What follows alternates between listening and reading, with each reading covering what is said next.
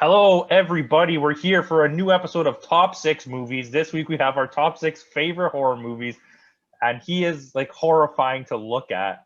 He looks like a grizzly bear ate a man and then vomited him out, and now he's half grizzly bear and half. Hi. Putty. Yes, my name is Putty. I am a man. Puttyman. Whoa. It just blew my mind. You like that one? And I am a pothead like 2 years ago. It's been so long. But I'm a gamer. It's the availability that stops his drug habits. Yeah, exactly. But I am a gamer through and through. So there we go. Not that order. Gamer pot.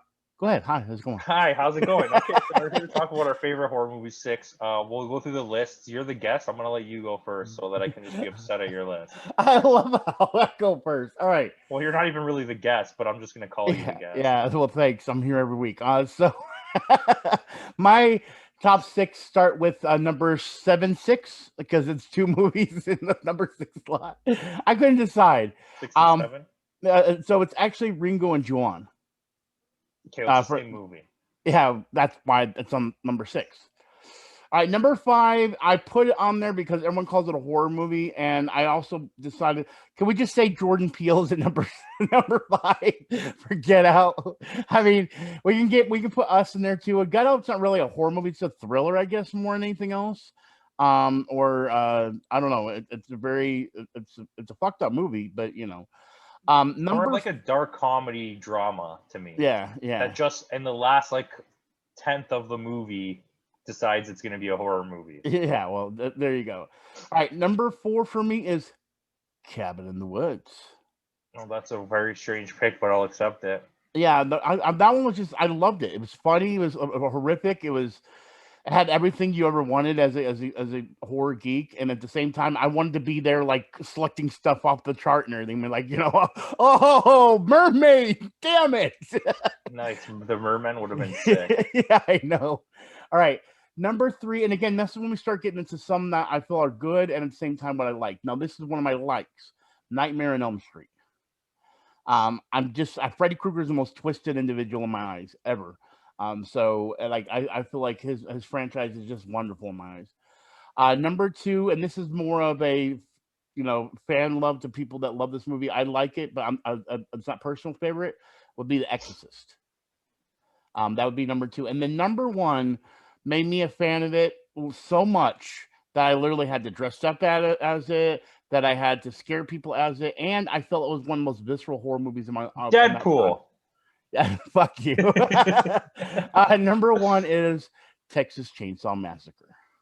Yeah, easily one of the worst horror movies. Wow. Okay, so before I'll tell you my list. Okay. This is a weird one because on my other list. Yeah, by the way, guys, he forgot his list. Like, he literally set this up for just to do this. And then all of a sudden, he's like, I'm on my way. And the one thing that was the most required on this was his list. And what's the one thing he forgets for a video about a list is his list. You're over here. You're over there. Well, for me, you're over there. You got to think, where are you at on my screen? Are you over here? Over there? Over. Anyway, his list. Good. Sorry, I'm done. Well, okay. The list is the list. Yeah. And like all that matters is my number 1 and 2. After that, it's okay. So on my, I did it with Caps. We did a John Carpenter list. So it's weird because I have 2 John Carpenter movies right here. You just made me think of a movie I should have added, and it was not. Yep. Oh, go ahead. Okay. So, but anyways, on my John Carpenter list, I rated this the other way around because. So at number 7, at number 7-6, I have The Thing. And at number 5, I have Halloween. Okay, but there's a reason that on my John Carpenter list, I rated The Thing higher than Halloween. I think as a movie, it's a better movie, but as a horror movie, I think Halloween is more important, and it's a better horror movie, and it changed the genre, and I'll give it that. Right. Okay, so number 4, I have The Shining. The Shining is one of those movies that's like 18 hours long, but no matter how long it is, every time you run into it on TV, you're like, yeah, I'm just going to watch this. Yeah, it is. But I've seen it so many times, and it's been referenced so much that it's like one of those movies that's it's good, but there's so much overkill behind it. I think I that's the one agree, reason. but Yeah. nothing beats Blowjob Dog. All right, Okay. like just gonna put that out there. Okay, number 3 for me is Alien. That's a sci-fi movie, bitch. Yeah, you had it on your honorable mentions. No, it wasn't. I did not put Alien there. I told anyways, you. I said Alien is totally a horror movie, and it does it very well, and I just like the movie Alien. yeah. You're just like Ripley. I let you have Get Out. I let the world have Get Out. You're lucky I didn't put Terminator on the list. Number 2, Evil Dead 2. Fuck, I'm so mad I didn't put Evil Dead though. Evil Dead 2 is literally like one of my favorite movies ever, period. But then so is number 1. Number 1 I've seen. It's funny, I was watching a guy do a channel today, and he's like, I've seen this movie at least 20 times. I'm like, dude, I've seen this movie like 140 times. Scream is oh my god, I have that in my honorable mentions, and it's funny. Scream is so good. Forget what it did for me. It changed the whole genre again. So you had Halloween come out and change everything, and then Nightmare on Elm Street came out and changed the way that we viewed slasher movies. They could be different, and then Scream came out and was like, oh my god, and it changed it again. But see, that always happens. You gotta think. I'm thinking about this: Blair Witch Project, shaky cam horror, Paranormal Activity, the hidden cam horror, or the the use of like house cameras. There's always something that changes it. Ringu and even Ju-on, that whole foreign horror films genre. There's always something that's mind bending and changing in those times. But those things that you just mentioned, forget about changing horror in general. They changed their specific subgenre. Like Halloween did it for those are all for slasher, right? Like so. The shaky cam genre came out with Blair Witch Project, basically. Yeah. Then those other movies took it to a new level. I don't know if you've ever seen Wreck, but yeah, I've seen. I call it the record without the ord. Yeah, exactly. Quarantine is the remake, which is also pretty decent. Oh, really? Yeah, I've never seen Quarantine. I didn't know that was a remake of Wreck. It's basically it's the English version of Wreck. Okay. But yeah, it's good. Scream. Okay, all right. Well, I got Scream on my honorable mentions. I also realized that when my honorable mentions, I didn't do one of my other fan favorites, which was Child's Play. But it's funny. Before I even go into the honorable mentions, when we talk about this, there was one that I just forgot the name now. It wasn't made by. It was a Clive Barker horror movie, and I can't think of the name of it because when you said John Carpenter, I was thinking of famous horror directors. And I can't think of the name of it, but it's a Clive Barker horror movie that I saw when I was younger, and I still to this day love it. Then I forgot about it. And I remember I had the video and I watched it like 100 times. Like actually, I kind of want to. Candyman? No, not Candyman. Hellraiser? No, not Hellraiser. It's actually not. It's only one movie they made. No, that would be so bad. No, not Sleepwalkers. No, I'll tell you. That would be so bad. Hold on. I'm so. But like, talk to the audience. No, it's not me trained. I'll tell you once I see it and everything. I'm just gonna keep yelling things out while he does. Yeah, exactly. But it wasn't one of his well-known ones. And what the fuck was the name? Lord of Illusions, Nightbreed. Wait. I think it was Lord of the Illusions. Yeah, Lord of Illusions. Yep, that was it. Yeah, because I remember there was something. I can't. It was one of those movies that I remember distinctly as a kid watching it because it had something really fucked up that happened in it, and because of that, I wore out the videotape, and then I forgot about it. It was one of those movies that I suddenly stopped watching, and I remember being obsessed with it for the longest time when it first came out. So I don't know. Honestly, I don't know why I stopped watching it, but I did. And now that we start bringing up directors, it was one of those ones. I think if you haven't seen that, you should definitely go see Lord of Illusions. It's really, really good. But as far as my honorable mentions, I put Night of the Living Dead because of the iconism. We can always put any of the other better Night of the Living Deads later that become more visceral. But the reason I like that one is because when I was watching it when I was younger, when it would come on like late night TV, it was one of those movies that because it looked old, it looked more like. Because of the bad acting, I felt like it was real people. So yeah, it has a more realistic vibe to it. Exactly. And so it scared me more when I was younger. And that's the reason why, by the way, if you want to see Night of the Living Dead, I do have it on my channel. Go ahead and check it out. Anyway. Wow, shameless plug. I have the No whole movie. shame. And then my second honorable mention was Scream. I do agree, Scream is very monumental. I wouldn't put it as my number one only because I loved it, but it had so much humor involved into it as well. You know what I mean? But as we noted, I'll be right back.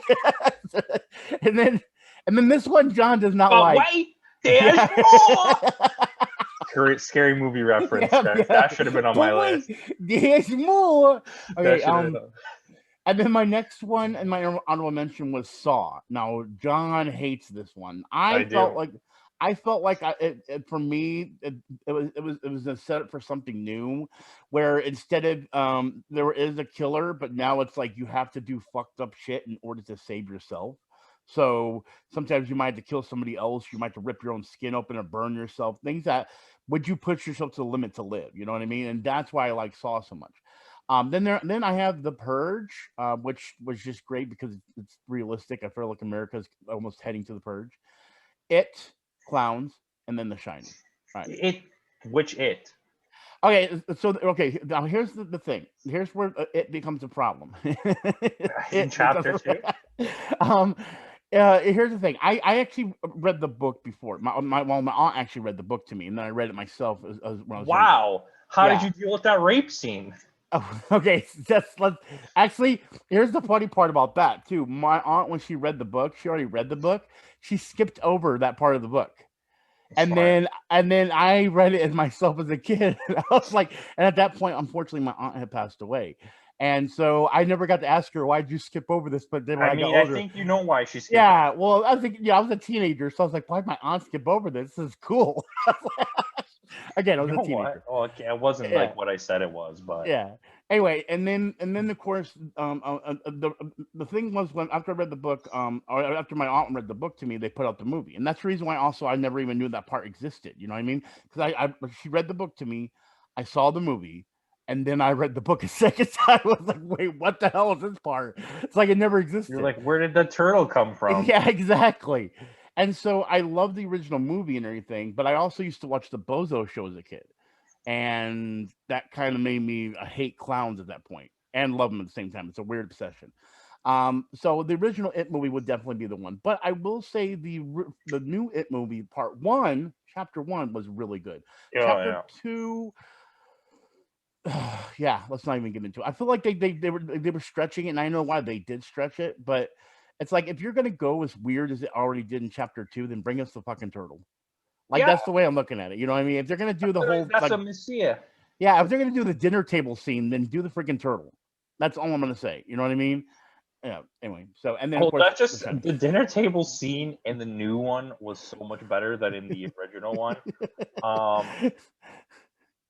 It's, I don't know, the second half of the story, in my opinion, is the worst part of the book, the worst part of the first movie, and I was telling everybody, I'm like, if you've never read the book or seen the first movie, I'm like, stop like praising this movie because it's about to get bad, and it does because it's so over the top. And I agree.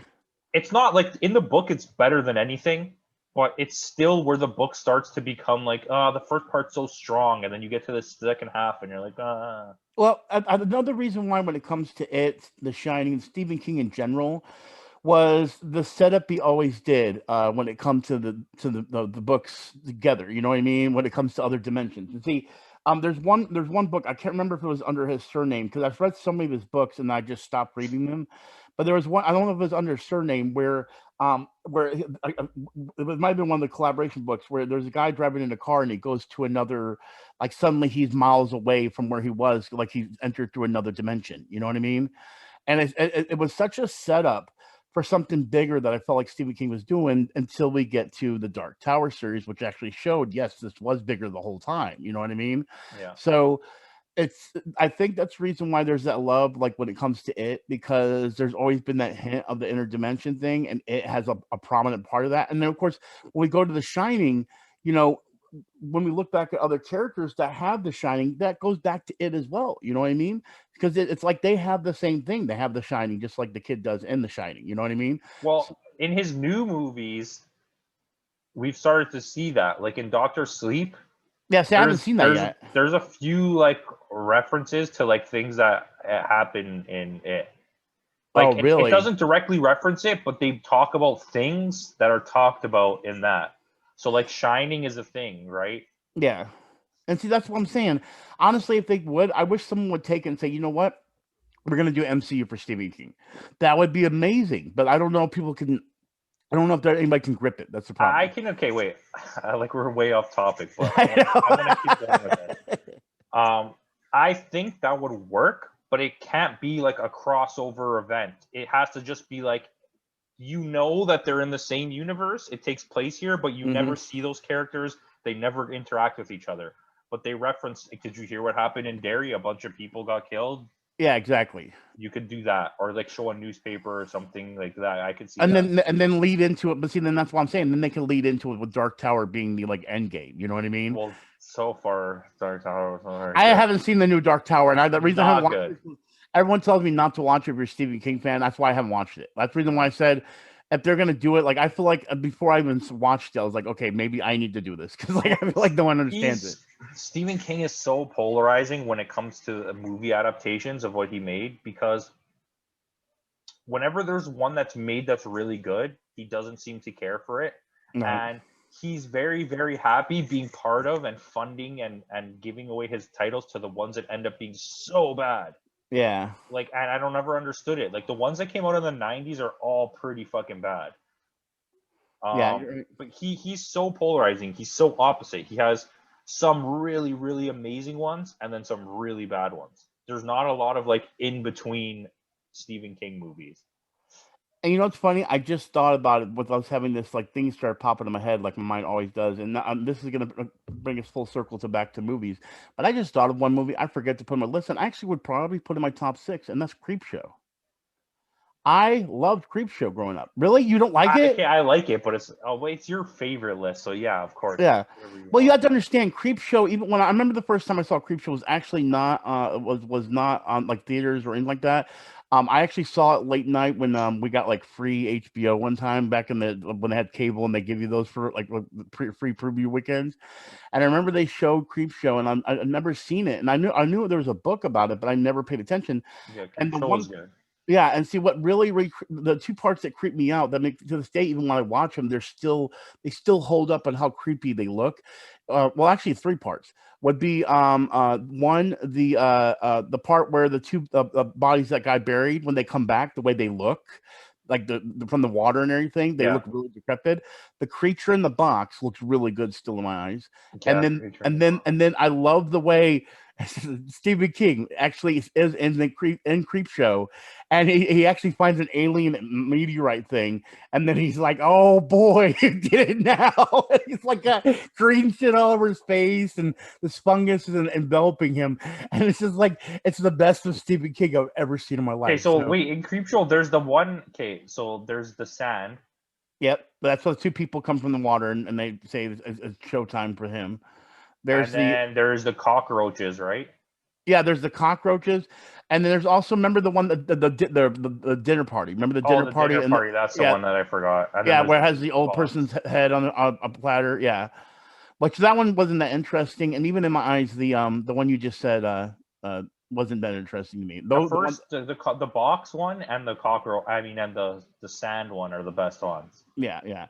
I just like the one with Stephen King because it's just the way he talks. He's like, "Oh, you did it now." That's your boy. But yeah. So again, Creepshow is one of those other ones I'm kind of mad I didn't put on the list because the reason is because a lot of people haven't seen it, and it's one of those movies that you at least have to see it once, even if you're not. Even if it's one that you go, okay, it's not the greatest, it's one that you have to at least see of how good it was for the time. You know what I mean? So, but I've been rambling here. What do you got? Any honorable mentions you want to mention, or things that we haven't brought up? I mean, there's a couple. Nightmare on Elm Street, the first one. That was on my list. Yep. This podcast has gone off rails. The Conjuring. I mean, I don't like it, but I feel like it's so scary that like it literally like rocked my world for like weeks.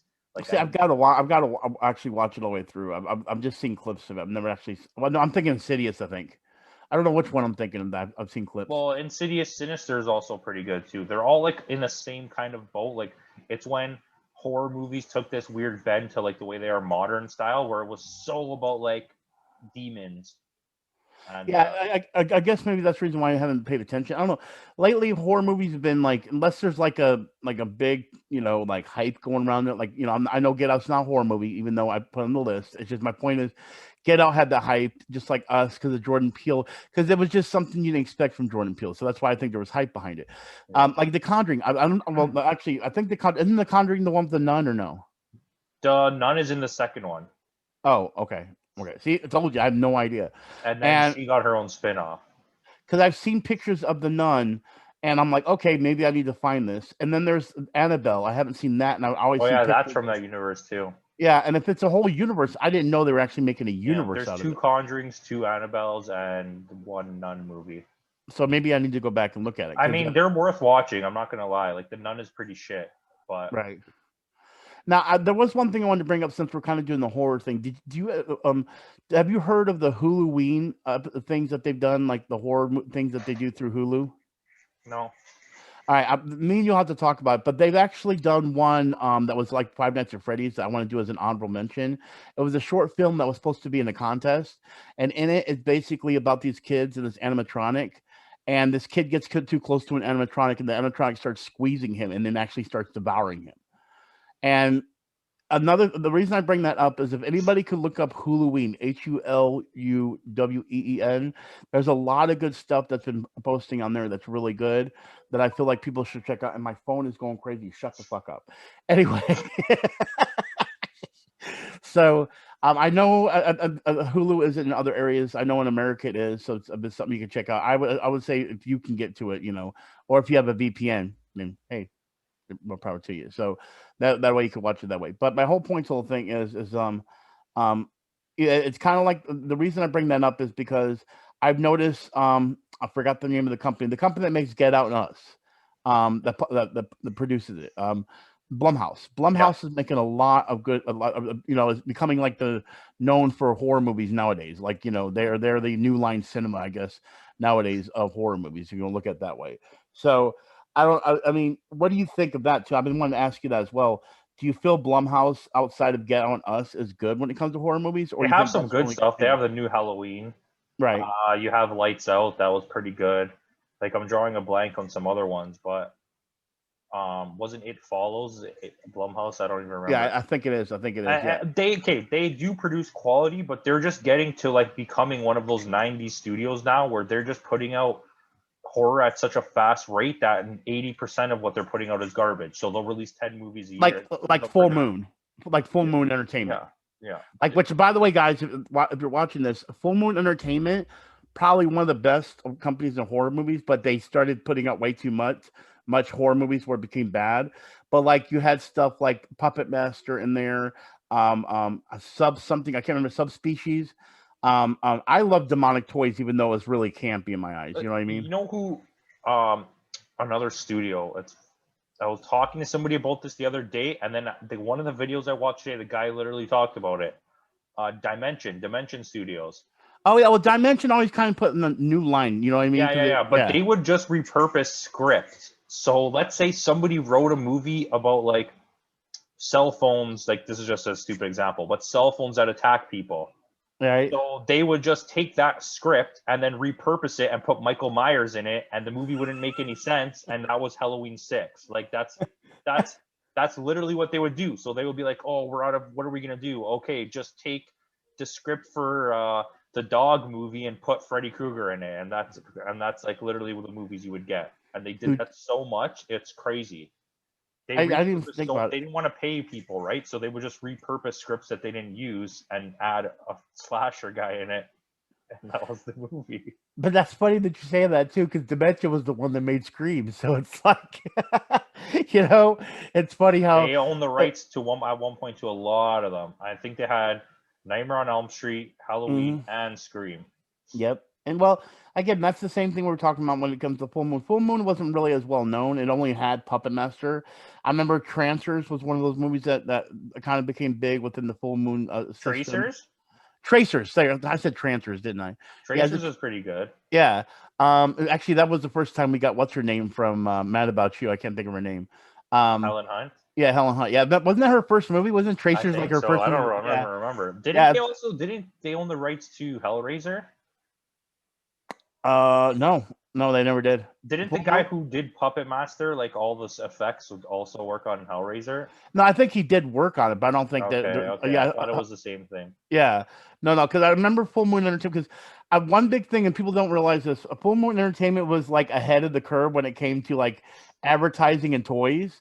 Because you would watch Full Moon Entertainment, a movie, when you rent it, and then like if you would like walk away while the credits are going, you suddenly hear the guy go, "Hey, welcome to Full," and it's literally a guy that would be there for like 30 minutes to 45 minutes at the end of the video, talking about merchandise that you can order by placing an order through the mail to get like action figures from Full Moon Entertainment. And I'm like, as a kid, I'm like, oh, and I wanted one, but they were like overly priced action figures that I would never be able to get because my mom was not going to little order. Putty sitting through all these really bad horror movies, and mom's like, "Why do you want to watch this?" And he's like, "Because I just want to get to the end and see the toys." Yeah, because they would have like they would go in and be like, "Oh, you can get the demonic toys," and I'm like, "Oh, I want to get the Jack in the Box," and it's like, cool, spend $100 for a figure this big. And I'm like, what? When I was a kid, go into a store and you could buy like action figures at like at $8. You know what I mean? So my point to the whole thing is they were kind of ahead of the whole adult action figures thing before even Todd McFarlane or anything like that. And the reason I bring that up is because nowadays when you think about Full Moon Entertainment, they're just such a small group now, and it's so decrepit. I'm surprised it's even still alive. Like I found out it still exists. You know what I mean? But it's not it's as low as budget as it was back then. But now you can tell their toys are crap. So, but my point to the whole thing is the genre of horror has changed so much that when it comes to like the underground ones, we still have those underground ones, like you said yourself. Which Blumhouse tends to do that too. And there are big budget ones that, again, another thing is with so many people seeing horror stuff on YouTube now, things have became desensitized. You know what I mean? So it's like it's hard to sell something scary to a kid that when it comes to gore, because gore used to be the scare. Now it's like, oh, gore. I see that on YouTube, and that's not even that's not even the fake stuff. You know what I mean? So, I honestly don't like that. I agree. I don't like the new wave of like gore porn movies. That's just like, it's not scary at all, but they're like, oh, there's a kill where he just spends 5 minutes cutting the guy's head off. Like I don't want it. I don't care. That means nothing to me. Well, that's because what I've noticed is we've gone through certain different surges. Like everyone was like, okay, gore horror as boring. So we started getting more jump scare stuff like Ringu, Ju-on. Even nowadays, like with us, where it's not where there is a slasher feel to it, but it's not really slasher. Like I'm gonna chop you up bloody. I'm gonna chase you with a knife to scare you, but then I'm gonna do a jump scare. You know what I mean? And jump scare definitely is, I feel, in the best way, only because when you're desensitized by gore, you need something to get in your face to make you really jump. You know what I mean? Instead of having tension.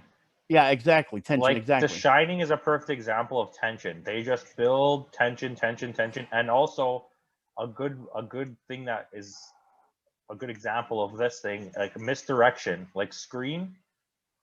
It has like a comedy element to it, but it's definitely a horror movie.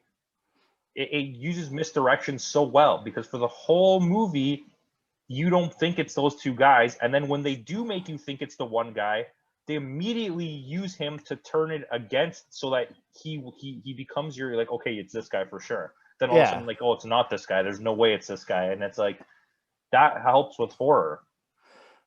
That's one thing, but that's the thing that helps to make it like. But see, that's more creating a mystery than a horror. Yeah, but you need mystery in horror for it to gain tension and to build if I know everything that's happening, like what is there? That's why a lot of those mid-level slasher movies don't work, like the later Halloweens and the later Jasons, because it's literally just a guy. I don't care who he is; it doesn't matter anymore. Just walking around killing teenagers. Well, that's kind of like for example, when Blair Witch came out, everyone hated it. what I liked about Blair Witch was I felt like in that way there was mystery until, and even after the movie ended, there was still mystery behind it because you're like, who the hell is the killer? What do they look like? Why? What's their motive? And I mean, at the same time, you know, you could say that for Halloween or anything else, where like, what's their motive? But in those movies, you know, as a person watching it, they're just there to kill. You know what I Yeah. mean? Well, okay. Once your movie gets to the point, this is my opinion, and slashers is my shit. I love slashers. That's my favorite kind of horror. Well, Yeah. horror comedy is, but slashers are like my go-to. Like I'm weak for those. Um, if you wait, what were we talking about? No, if like I don't mind this element, but once you start cheering for the killer to kill people, then your movie's lost its horror. Once I want him to just kill people, then it's not about being scary anymore, and it's become like just a fun movie to watch. Well, Like, that's the prime example why at number 4 I have Cabin in the Woods. yeah, Cabin in the Woods, which spoiler, if you haven't seen it, I would say stop the movie, stop this, go watch it, then come back, okay? Because I'm about to spoil the hell out of it. What makes Cabin in the Woods great in my eyes and why I put it in my top 6 was because you start off with this movie that looks like a regular basic horror movie, all right?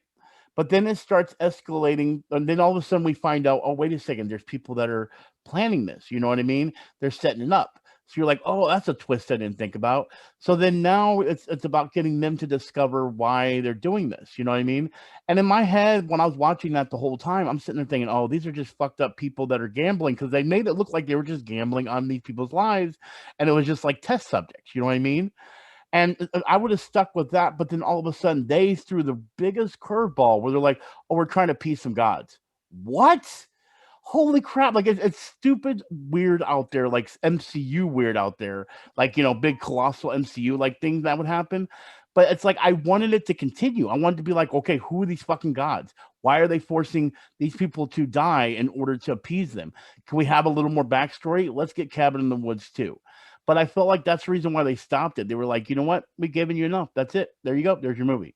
Now like you feel like yourself. that's a movie that I'm telling you, the first time I watched it, I was like, I hate this movie so much. This movie's so garbage. I absolutely hated it. Like, I still don't have it like high up on my rankings, but after watching it like 3 or 4 times, I was like, okay, I get it what people like about this movie. But Yeah. it is, in my eyes, when it came out, like the ratings it was getting from people online was outrageous. It's not that good of a movie. It's a fun time. Right. Well, but that's what I'm saying. That's why I love it so much, and why I put it up there is because you have to look at the perspective. Okay, maybe you didn't enjoy it, but it definitely did something different that a lot of other genres can't even duplicate. Yeah. Like you know what I mean? Like a prime example. Remember the racist hillbilly? Yeah. Like that whole thing, that whole setup. No, actually, I'm thinking of the wrong movie. I'm not. No, Wait, don't they go to don't they stop at a rest stop? yeah, okay, yeah, I'm thinking the right movie, yeah. And remember, you're thinking that he's racist and everything, and then at the end, a bunch of his buddies, which are black people, come in, and he's like the coolest with them. Like he was using it as slang, not as a derogatory word. You know what I mean? And my whole point to the whole thing is I'm the reason I brought that one up is because what it did was it basically took all these things and when you went into this movie, you were thinking horror. And when it changed into the whole thing with the scientists, then you're like, okay, this is horror with a twist. And then all of a sudden you top it off with, oh, this is horror with a twist, and now it's fucking interstellar godlike. Now And it then went fantasy all of a sudden. yeah, and then all of a sudden there's a hillbilly. And it's like and that turned it on itself. You know what I mean? And when it did that, I was kind of like, I fucking love this movie.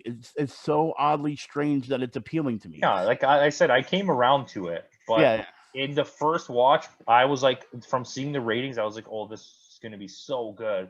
And I watched it, and I was like, what?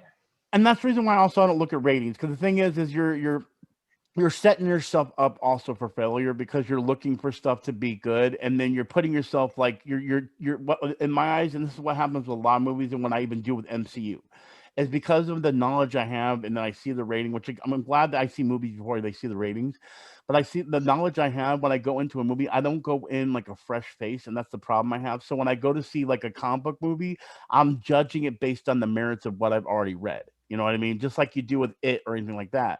And that's kind of the same way with just even a rating. You're going on the merits of what everyone else going in. So once you go in, you're already judging it. And then once you're already judging it, you're already putting something on it because you're not enjoying the moment, and you're basically like, oh God, that was stupid. And it's because you're nitpicking at it. You know what I mean? And that's the problem that even with us being critics, we still tend to do. You know what I mean?